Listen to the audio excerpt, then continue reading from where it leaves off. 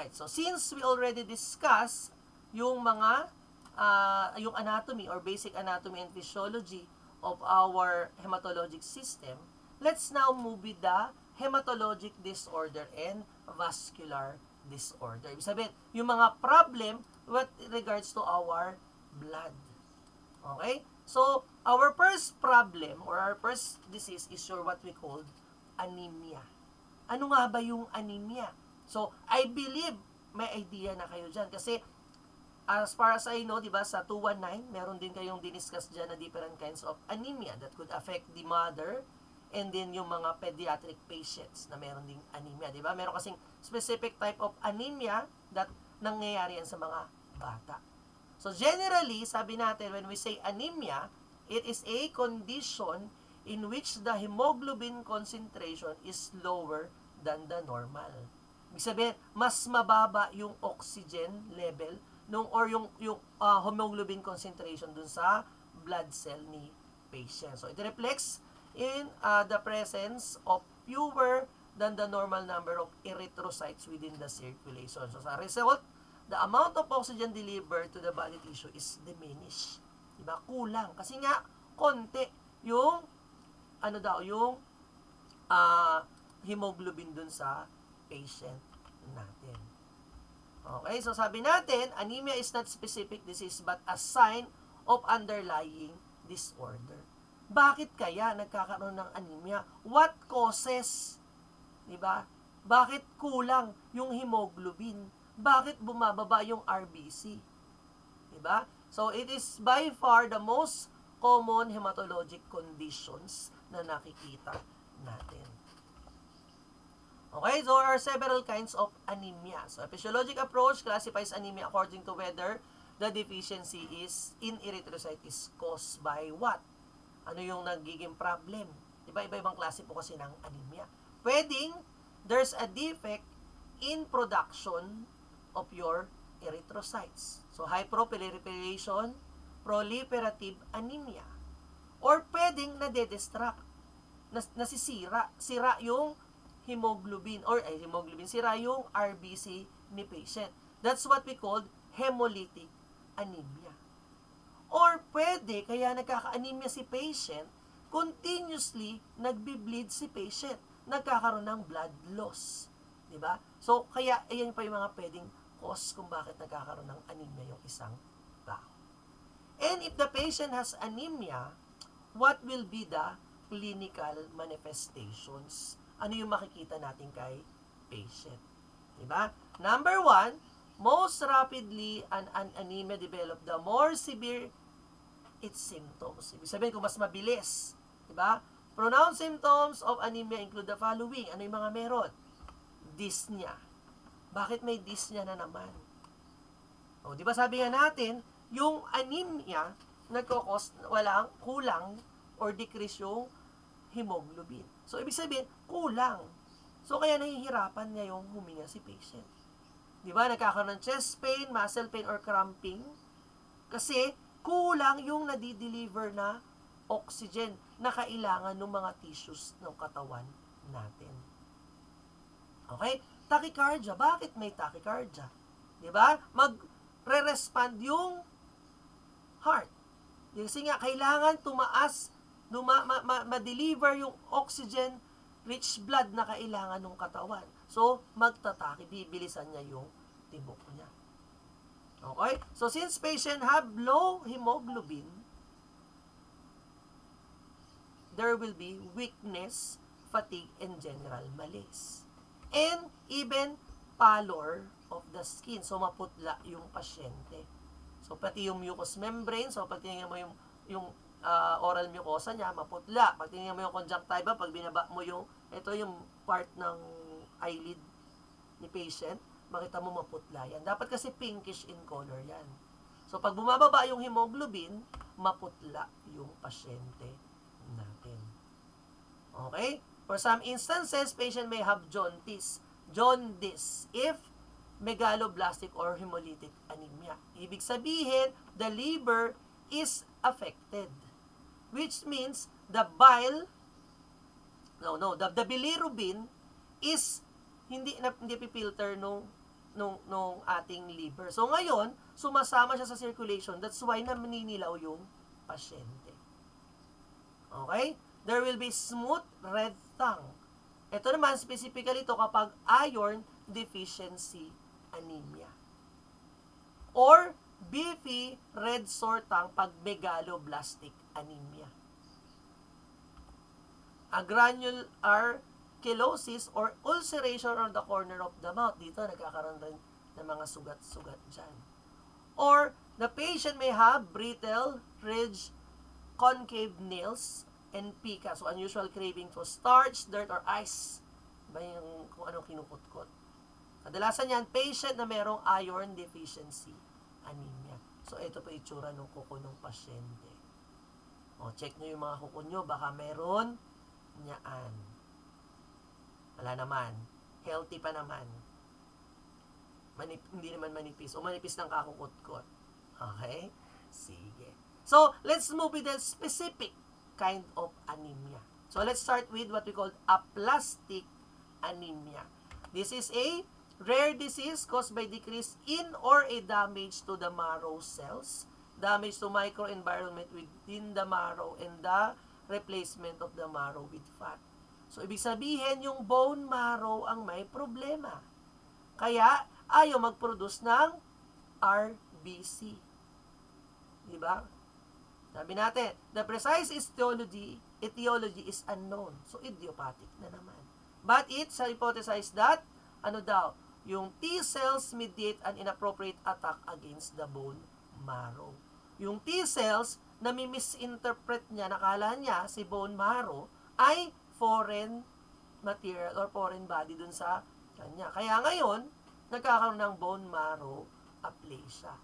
And it will show to the blood of the patient, ano daw, there will be neutropenia, thrombocytopenia, di ba? Kaya bumababa. So kung titingnan mo, mababa yung kulang yung platelet ni patient. Okay? So, ano yung nagkukos niyan? Diba? Sabi nga natin, una is unknown, idiopathic. Or, it could be congenital, pwedeng acquired, pwedeng due to infection, or some instances, due to pregnancy, or effect ng medication or any chemicals. Or, pwede rin po due to radiation damage. Diba? Nag-undergo ng radiation therapy yung patient natin. Sabi natin, agent na i-produce marrow aplasia, ibig sabihin sisirain, yung mga benzene, diba? Yung mga nasa, yung paint remover, paint thinner, so yung mga nandyan.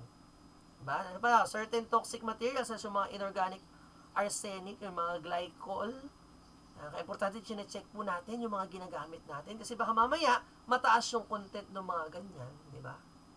Plutonium and randon, yan yung mga chemicals na yan.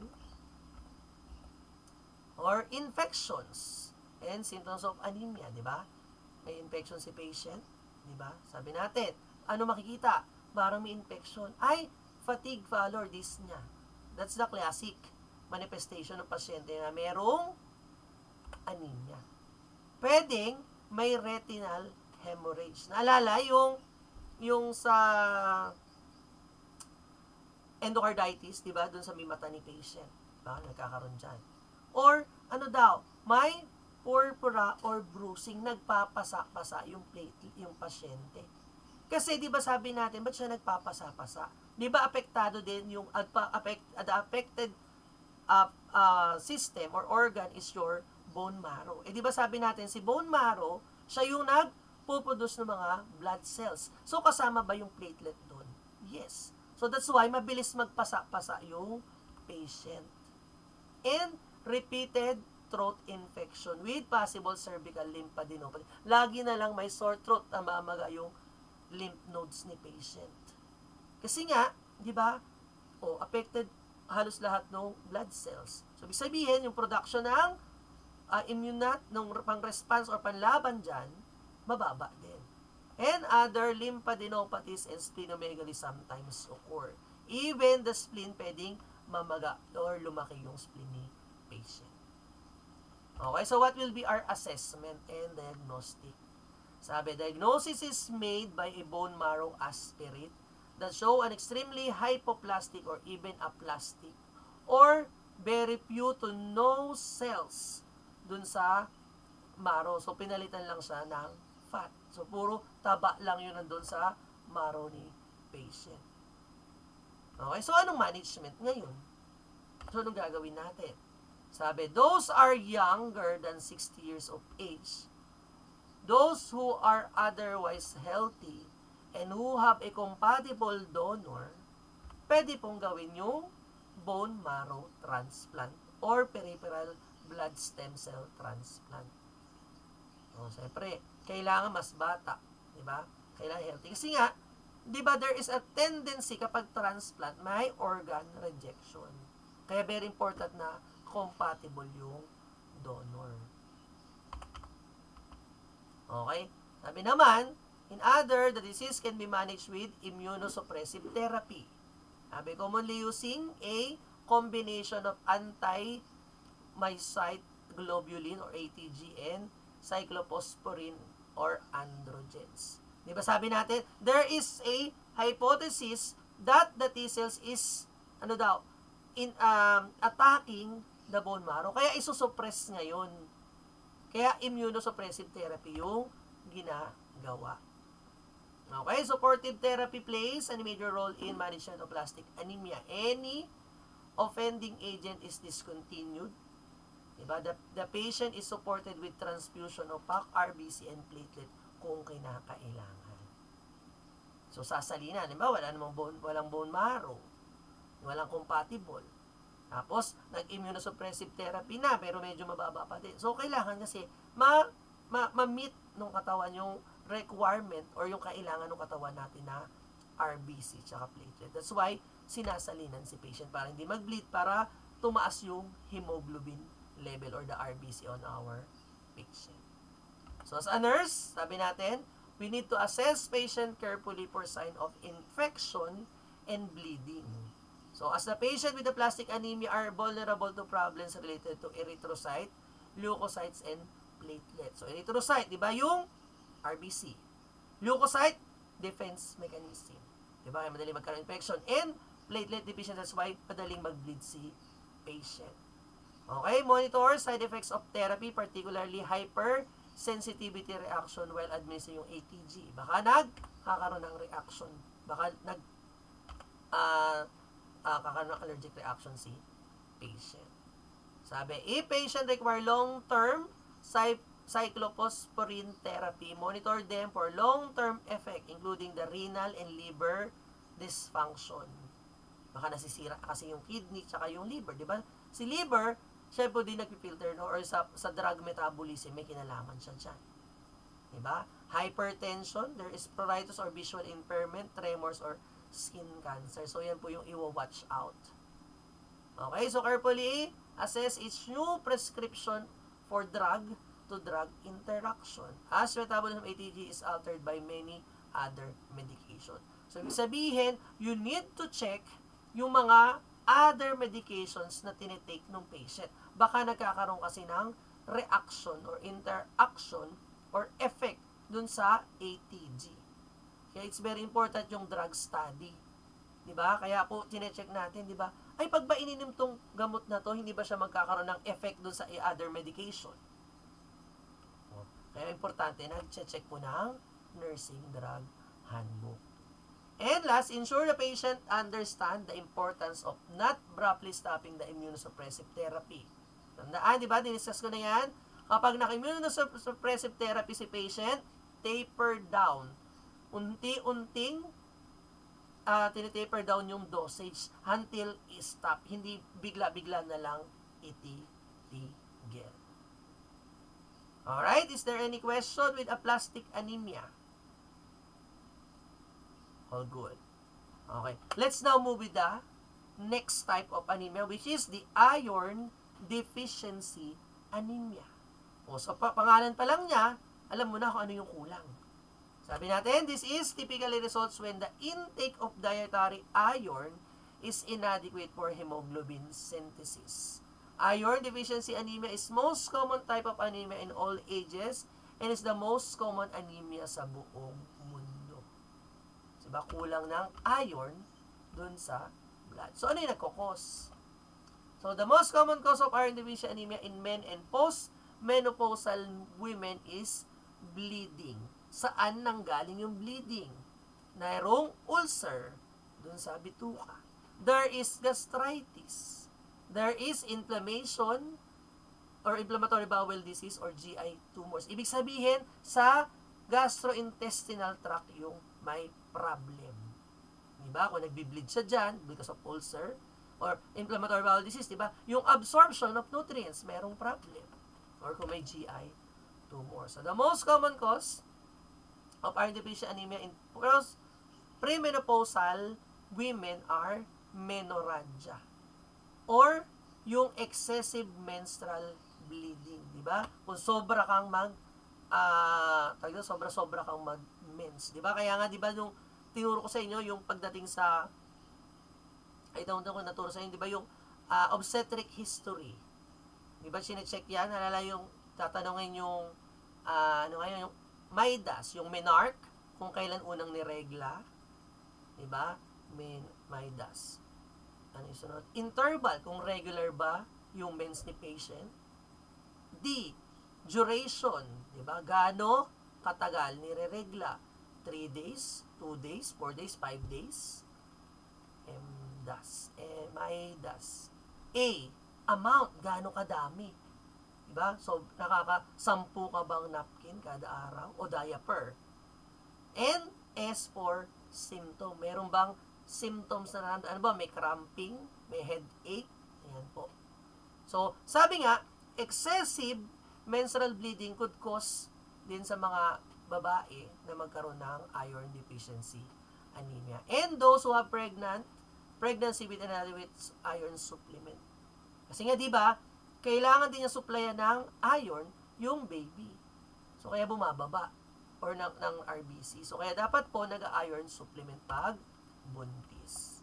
Ano pa daw? Patient with chronic alcoholism often have chronic blood loss from gastrointestinal tract which is causes iron loss and eventual anemia. Ayan, yung inom ng inom.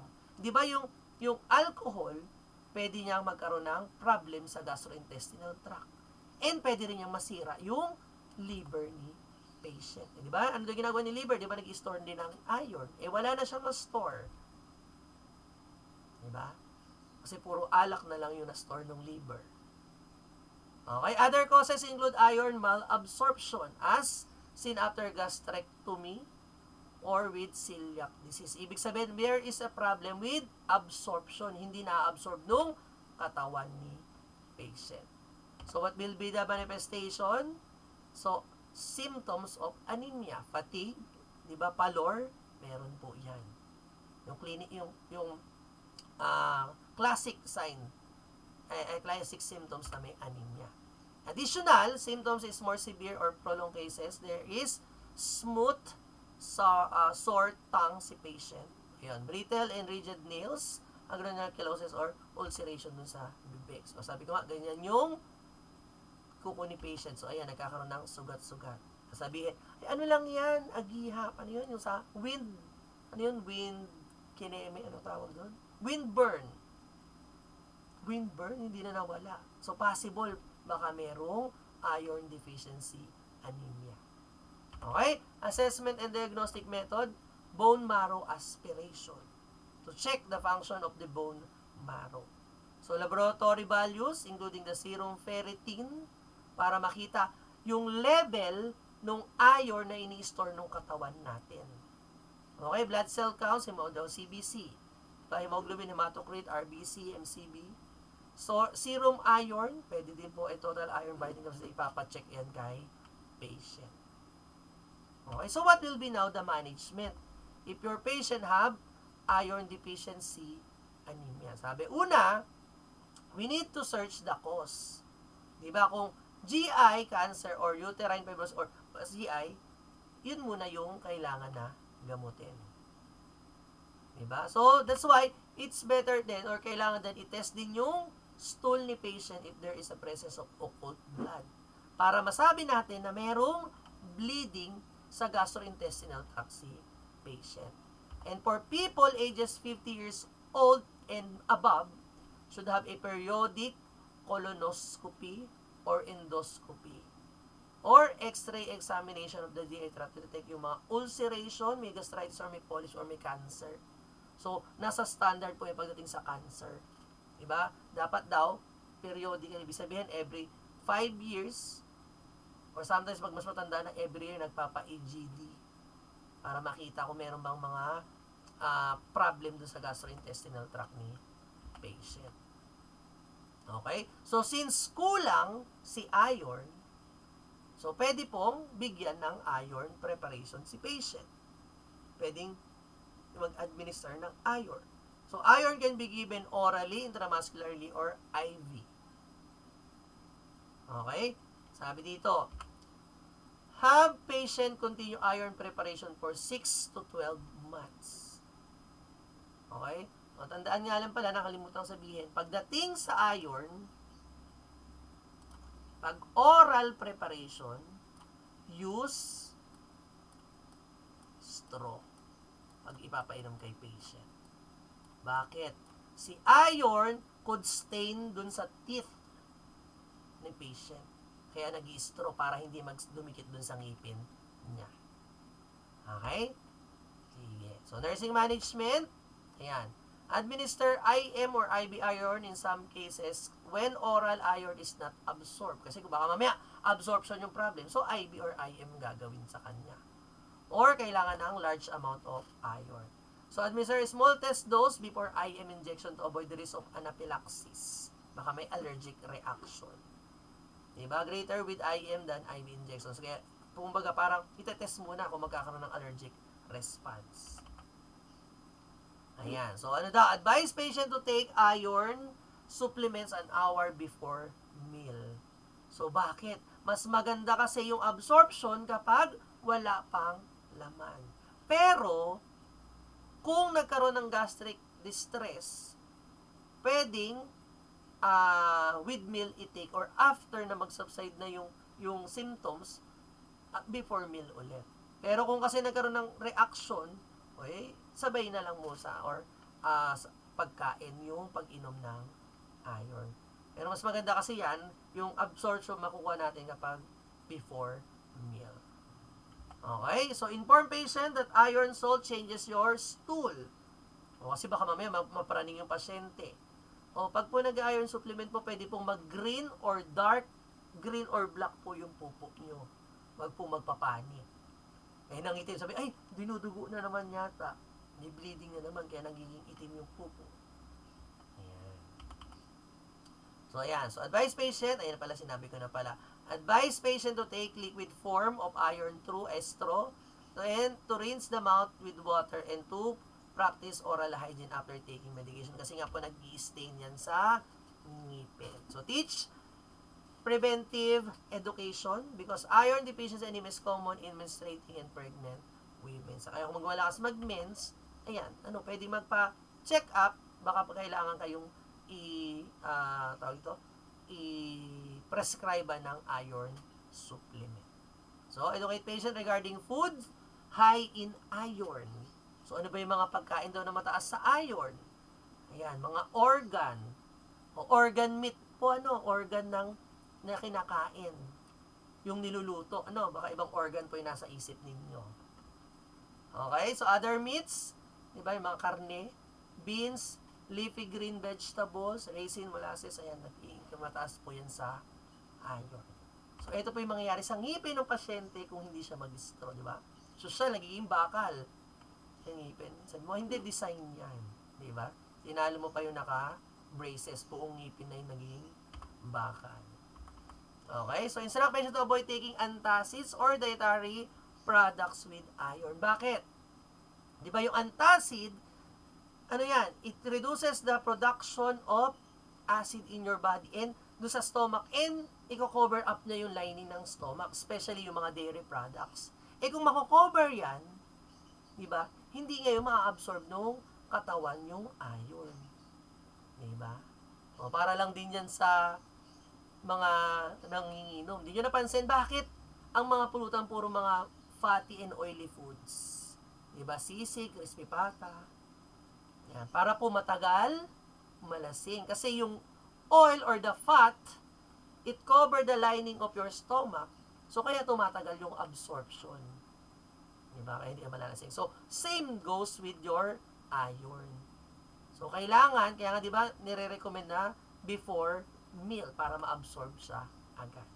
Okay? Provide nutritional counseling for those normal diet is inadequate. So, pwede nating i-refer sa ang tawag dito, sa nutritionist.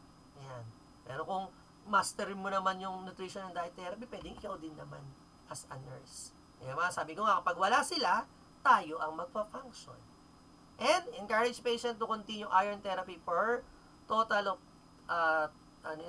total therapy time for 6 to 12 months even when fatigue is no longer present.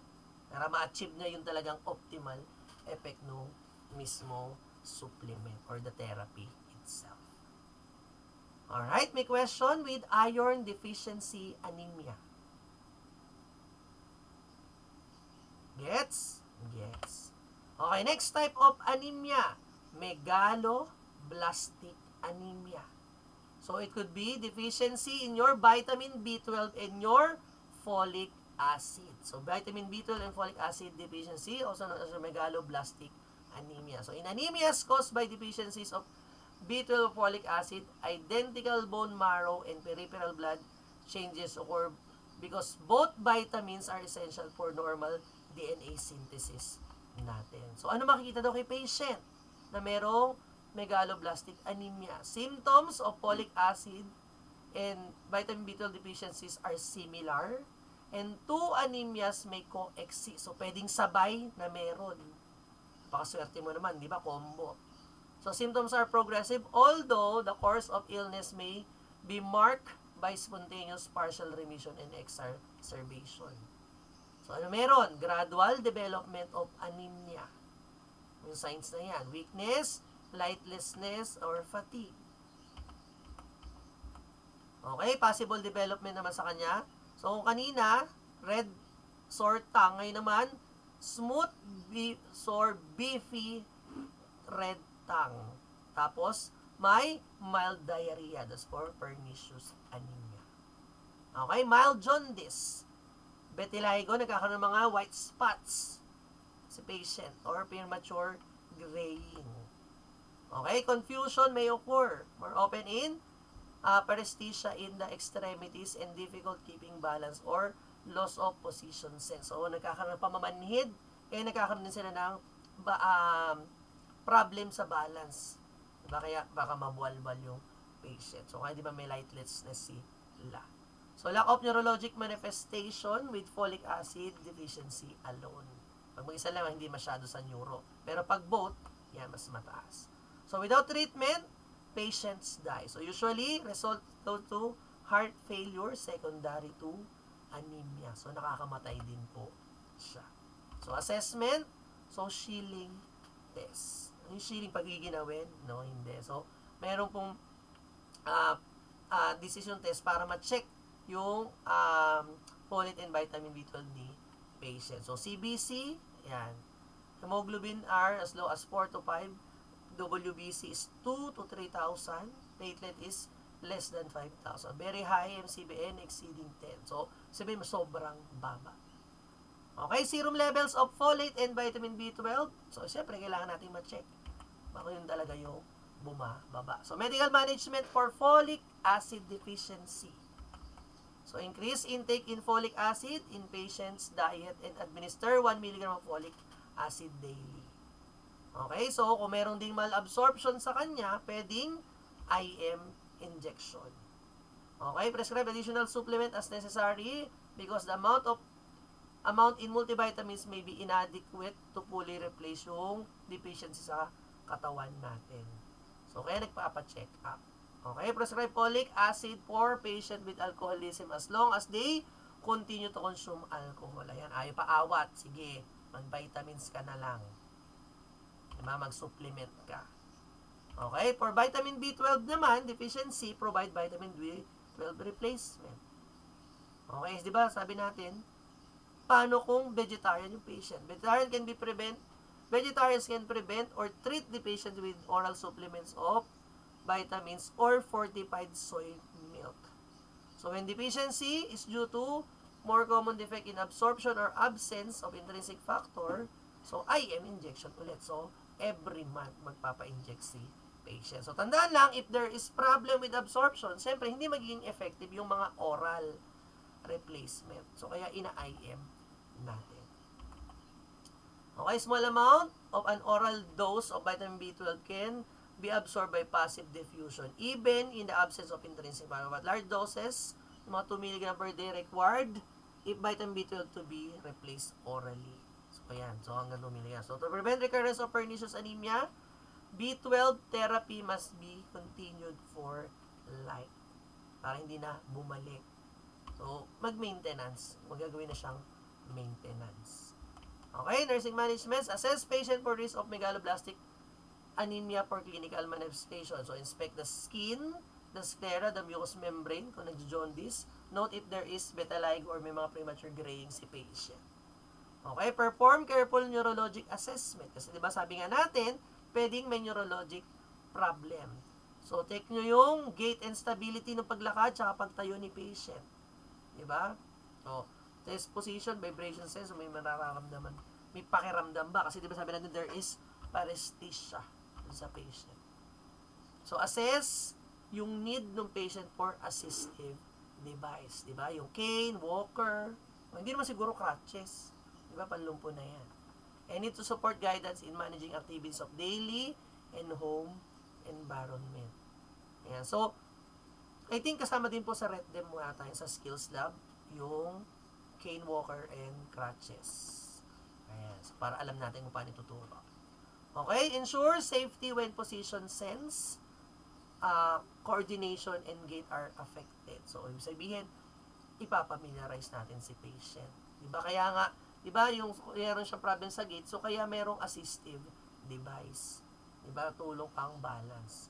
And we can refer your patient to physical or occupational therapy if needed. Okay, when sensation is altered, di ba, ibig sabihin yung pakiramdam niya, instruct patient to avoid excessive heat and excessive cold. Yan. So, paano kung may hot shower yung patient? So, dapat may mag-a-assist sa kanya. Kasi baka mamaya sobrang hot na luto na pala yung pasyente. Diba? Advise patient to prepare bland, soft foods to small, frequent feeding. And explain that other nutritional deficiencies such as alcohol-induced anemia can induce yung neurologic problem. So, kaya dapat iwasan na tigilan na yung pag-inom. Okay, instruct patient in complete urine collection for Schilling test. So, I also explained the importance of test and complying the collection. So, ibig sabihin sa Schilling test po, urine ang kukunin yan kay patient. If kaya kailangan makumpleto niya yung urine. Kasi 24-hour urine test po yan. Ibig sabihin, 24-hour urine niya yung i-collectahin kay patient. Okay? So, teach patient about chronicity of disorder and need to monthly vitamin B12 injection even when the patient has no symptoms. Instruct patient how to self-administer injection kung appropriate, kung kaya naman ng patient. Diba? Kaya bang injection ng sarili mo? Kaya naman, tiis na lang. Okay? And stress importance of ongoing medical follow-up and screening because gastric atrophy associated with pernicious anemia increases the risk of your gastric carcinoma. Baka mamaya kasi, yun naman yung naging second cause, nagka-cancer naman yung patient natin. Alright, may question po ba? May kasama pa ba ako? Meron pa naman. Okay? Next problem natin would be the DIC or disseminated intravascular coagulation. Okay? So, sa amin, dati, pag binanggit yan, sabihin sa hospital, pag sinabi yung patient, ay, nagdi-DIC na yung patient. Sa amin, ang meaning ng DIC, death is coming. Bakit kaya? Ano nga ba yung problem dito sa DIC or disseminated intravascular coagulation. Let's discuss. Sabi natin, this is a condition or coagulation disorder that prompts overstimulation of normal clotting cascade and result into spontaneous thrombosis and hemorrhage. So the formation of microclots affects tissue perfusion in the major organs, causing hypoxia, ischemia, and tissue damage. So ibig sabihin, si patient ay, ano daw nangyayari kay patient na may DIC? Nagkakaroon ng formation of thrombus. Sabihin, nagkakaroon ng mga clots. And nagbi-bleed. So, kasi kung meron niya mga clots, diba, pwedeng mag-hypoxia, ischemia, or tissue damage, pwedeng bumara ba yung mga clots na yan? Yes, pwedeng bumara yung mga clots na yan.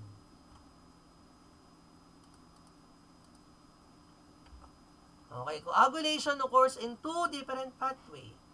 Dun sa intrinsic or sa extrinsic factor natin. Diba? Yung pag-form ng yung mga platelets na yan, yung pag-form ng mga fibrins na yan. So, these pathways are responsible for formation of the fibrin clots, blood clotting, which maintain yung homeostasis sa katawan natin. So, in the intrinsic pathway, ano daw? Endothelial cell damage commonly occurs because of the sepsis or infections.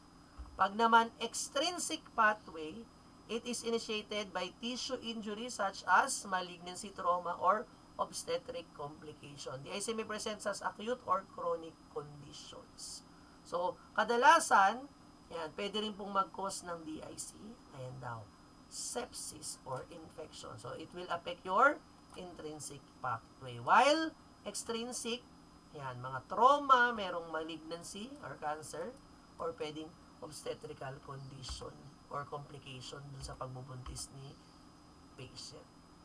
So, sabi ito, an essential medical management of DIC is primarily aimed to ano daw? To treat the underlying cause. Bakit nagkakaroon ng intravascular coagulation si patient? Diba?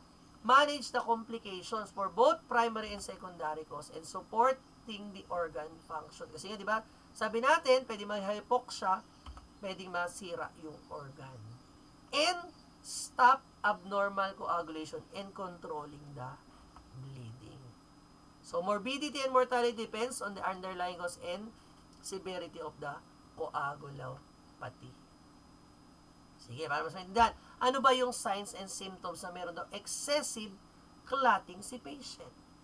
Sabi, in DIC, blood clots form throughout the body's small vessels, and these blood clots can reduce the block block yung blood flow dun sa blood vessels na yun. So, kung magbablock yan, mapipigilan nyo yung blood flow, ano magiging cause niyan? Ano yung makikita kay patient? Sabi natin, if the blood clots form in the lungs or the heart, pwede mag-chest pain si patient. Pwede may shortness of breath. If sa legs, deep veins of the legs, diba, may pain, warm and redness dun si patient. And pwedeng mag-swell yung lower legs ni patient. Okay? Paano naman kapag sa vessels ng brain? Sa ugat, sa ulo, pwede mag-headache. Ano daw? Pwede magkaroon ng speech changes kasi baka mamaya yung blood vessel na sinusupply nun is yung part ng brain mo that ano daw, yung responsible sa pagsasalita mo. Ayan, hindi ka na lang, bigla ka na lang palang nabubulol-bulol. Okay? Or paralysis, hindi na naka-move. O para biglaan na lang na-stroke yung patient. Kasi nga, nag-clot, di ba, yung part or ng brain which is responsible for movement, di ba? Or DC, trouble speaking or understanding. Baka mamaya, di ba, yung Broca's area apektuhan, yung memory or thinking mo. Kaya ngayon, o hindi mo naintindihan yung tinatanong sa'yo. Di ba? Pag nag-GCS ka, disoriented or incomprehensible sounds na lang yung patient. Diba? So, these signs and symptoms may indicate yung stroke. So, na-stroke na yung patient natin. Okay? heart attack and lung and kidney problem if blood clot lodged in your heart, lungs, and kidney. So these organs may even begin to fail. Okay? And sabi natin, diba, sa DIC, nagka-clot, tsaka nag-bleed. So, diba, dalawa yung problema. So, in DIC, the increased clotting activity uses up the platelet and clotting factors in the blood. As the result, serious bleeding occur. Kasi nga, di ba, nagagamit niya. Nagka-clot siya, pero hindi naman dapat siya mag-clot. So, ngayon, nagpwedeng mag-bleed si patient. And DIC can cause internal and external bleeding.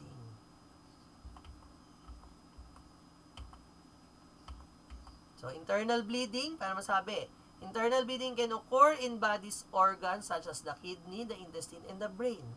This bleeding can be a life-threatening. Diba? Nagkakaroon internal bleeding. So, ano yung mga signs and symptoms ng internal bleeding? Blood in your urine. Kasi yung kidney or yung bladder dumudugo na. Okay? Blood dun sa stool. Kasi merong intestinal or gastrointestinal tract bleeding. It's either in the intestine or in the stomach. Okay? Blood in your stool can appear red or dark. Red kapag fresh blood sa lower GI.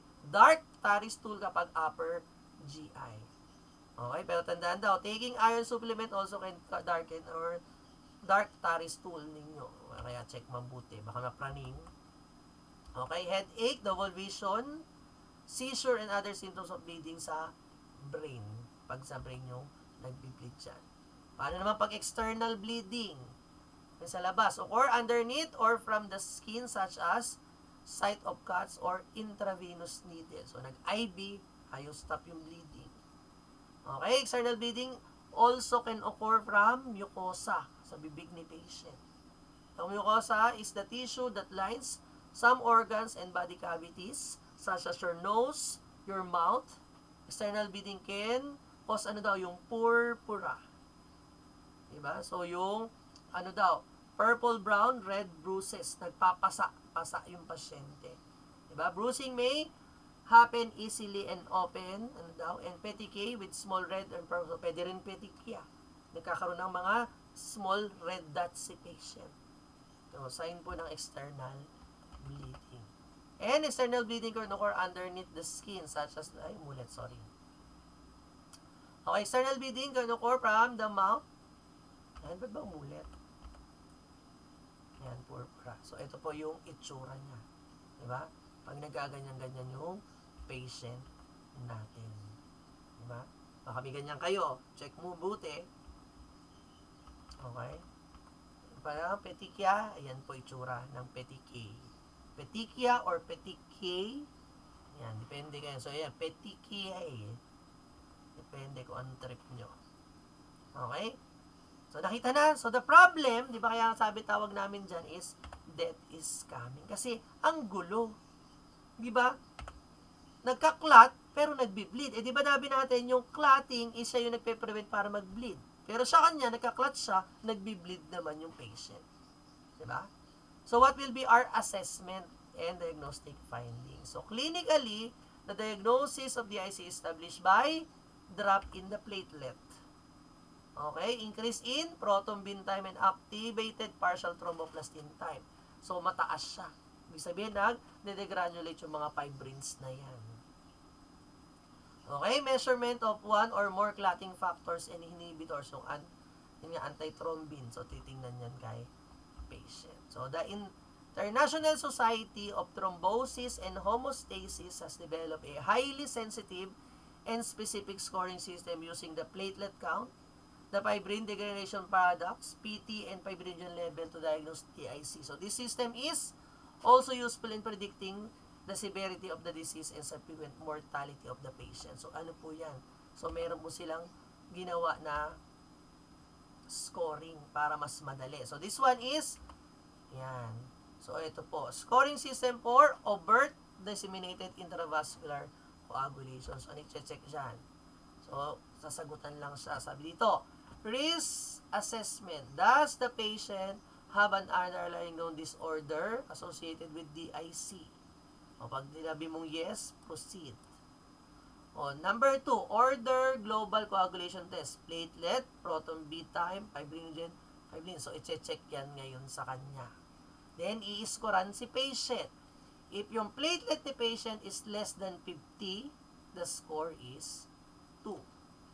Sabi dito, elevated related markers, D-dimers,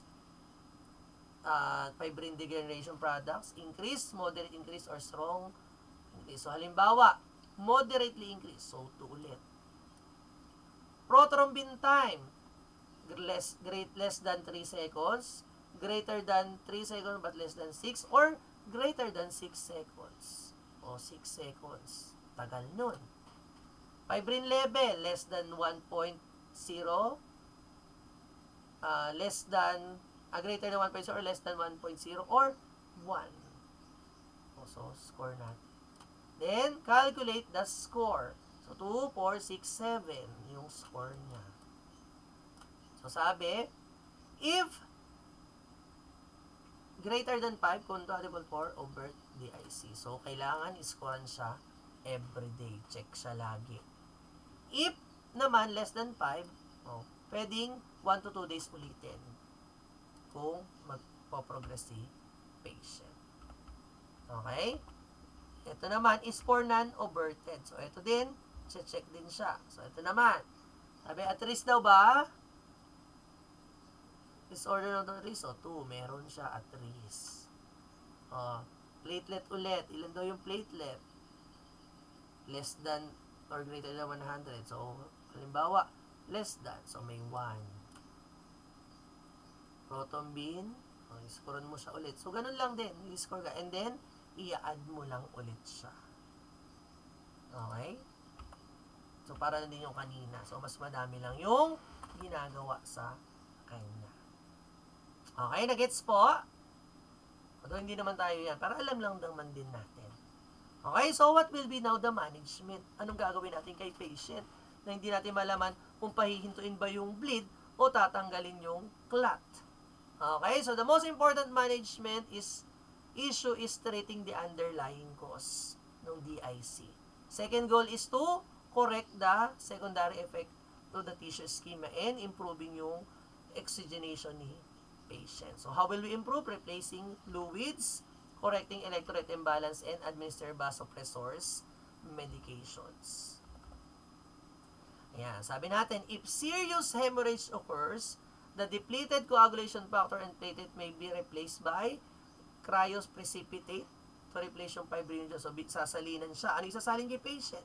Cryoprecipitate. Or pwede rin fresh frozen plasma para ma-replenish yung coagulation factor. So, blood transfusion.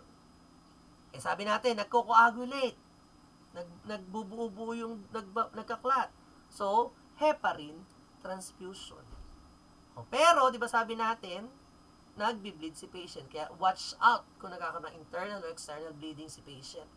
Kasi nga, kaya controversial siya. Kasi imagine mo, nagka-clot si patient, ay nagbi-bleed si patient, bibigyan mo ng heparin para hindi mag-clot. Di ba? Kaya medyo magulo. So, habi-habi dito, kaya nga sa, which is the controversial management methods may be used to interrupt the thrombosis process. Other therapies includes recombinant anti-protein C and anti-AT infusions natin. So, ano yung mga i-avoid daw kay patient? Avoid procedure and activities that can increase intracranial pressure. So, yung coughing, straining, kasi nga, hindi mo pwede mag-bleed. Ubo ng ubo. Tumaas yung pressure, putok yung ugat, nag-bleed. Diba? Closely monitor vital signs, including neurologic check. So, neurovital signs tayo. Assess the amount of external bleeding ng patient, kung meron man siya. Diba? Avoid medication that interfere with platelet. So, yung mga beta-lactam antibiotics, atyl salicylate, and non-steroidal anti-inflammatory drugs. So, kung kinakailangan, wag silang bigyan yan, kung pwede. Avoid rectal probes and rectal or intramuscular injection. So, bawal sundot-sundutin yung puwet ni patient. Okay?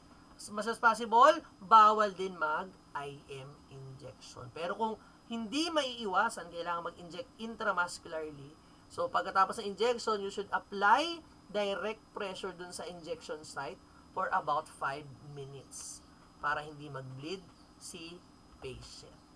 Okay? Use low pressure with any suction. Pag kailangan i-suction si patient, dapat babaan yung pressure gauge. So, na-adjust po yun. Hindi pwede sobrang lakas. Diba? Magkukos siya ng irritation and pwedeng mag-bleed yung patient. Okay? Administer oral hygiene carefully. Use sponge tip swab. So, meron kasi yan panglinis ng bibig ni patient. Use salt or soda mouth rinse. Avoid yung mga lemon glycerin swab kasi mag-irritate siya. So, hydrogen peroxide or commercial washes. So, mas maganda, much better, mag-mouthwash na lang salt and warm salt. Yun na lang po ipang mouthwash ni patient. Okay? Avoid dislodging any clots, including yung mga nasa IV site. Ay, huwag mo nang tanggalin yan. Okay? Injection site, so anything, kahit saan na pwedeng ma-dislodge yan. Okay? So, maintain skin integrity of the patient. Assess skin, particularly dun sa mga bony prominences, dun sa mga skin folds. Mga nagsusugat or nagkakaroon ng mga tapos mabilis siya magsugat, nagpapasa-pasa ba. Okay, reposition carefully. Use pressure-reducing mattress. Okay, yung mga egg crate mattress. Or use a lamp wool between digits and around ears and soft absorbent material in the skin folds as needed. So that malalambot. Hindi magpuproduce ng mainit. Kasi pag mainit, madaling magsugat yan. Okay, perform skincare every 2 hours. Social.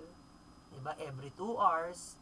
Ikaw nga lang, every night, isang beses lang sa gabi, tinatamad pa mag-skincare. Charot.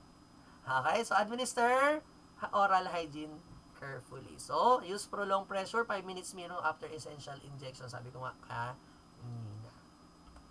Okay, auscultate breath sounds every 2 to 4 hours. Kasi baka mamaya, dun pala sa lungs may problem na si patient. Diba? Nagkakaroon na pala ng build-up of fluids dyan. Diba? Kaya kailangan ma-check natin kung okay ba yung fluid volume ni patient. Okay, monitor extent of edema, yung pamamanas ni patient.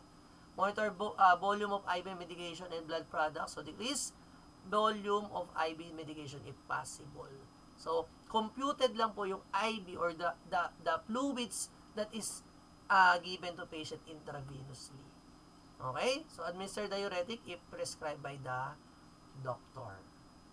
Ano pa daw? Assessment for ineffective tissue perfusion related to microthrombi. Ano yung mga makita natin? Assessor, neurologic, pulmonary or skin system ni patient.